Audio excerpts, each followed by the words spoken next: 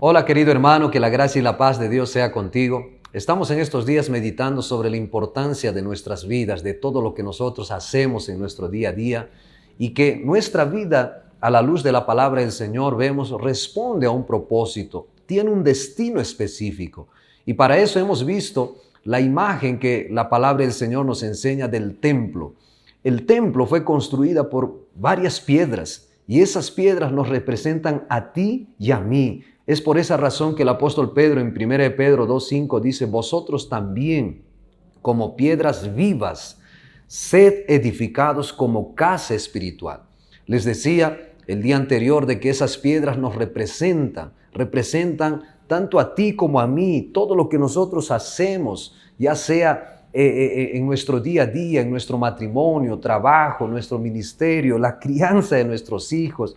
Todo tiene un propósito. ¿Cuál es el propósito, pastor? El propósito es construir justamente esa casa espiritual de Dios, la casa espiritual que va a continuar para siempre.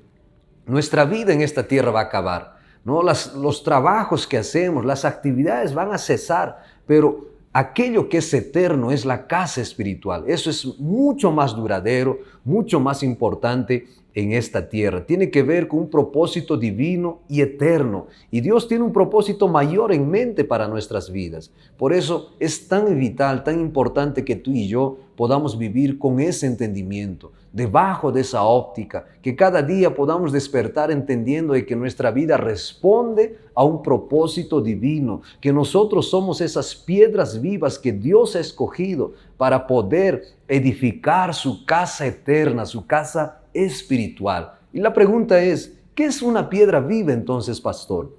Una piedra viva es aquella piedra que fue escogida específicamente para construir el templo. Es por esa razón que se llama piedras vivas. ¿Por qué? Porque antiguamente, mientras estaban en las canteras, eran piedras muertas.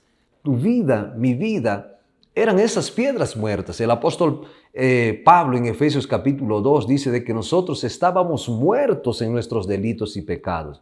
Pero Dios nos dio vida, Dios nos escogió, Dios nos llamó. ¿Para qué? Para poder edificar su casa. Tu vida responde a ese propósito. Es interesante todavía, leyendo al respecto de la construcción del templo en 1 Reyes 5:17, la palabra del Señor al respecto de las piedras dice lo siguiente: y mandó el rey que trajesen piedras grandes, piedras costosas para los cimientos de la casa y piedras labradas. Y los albañiles de Salomón y los de Irán y los hombres de Gebal cortaron y prepararon la madera y la cantería para labrar la casa.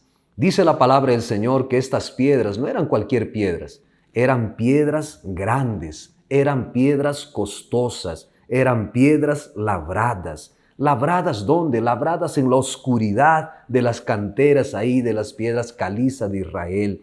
Esta es una imagen de nosotros. ¿Sabes? Dios nos llamó de la oscuridad. Dios nos dice el apóstol Pedro de que Dios nos llamó de las tinieblas para su luz admirable. Tu vida antes de ese llamado no tenía sentido, no tenía propósito, pero Dios te llamó. Por eso cada día nosotros debemos vivir con ese entendimiento, con esa revelación. Nuestra vida responde a un propósito eterno mayor, grande que apenas hacer actividades en esta vida. Yo quiero desafiarte en este día a que tú puedas ir a tu trabajo, a tu casa, las actividades que puedas realizar y puedas vivir debajo de ese entendimiento. Que este día podamos ser llenos de fe, entendiendo que nuestra vida tiene un propósito y un destino de parte de Dios en el nombre de Jesús.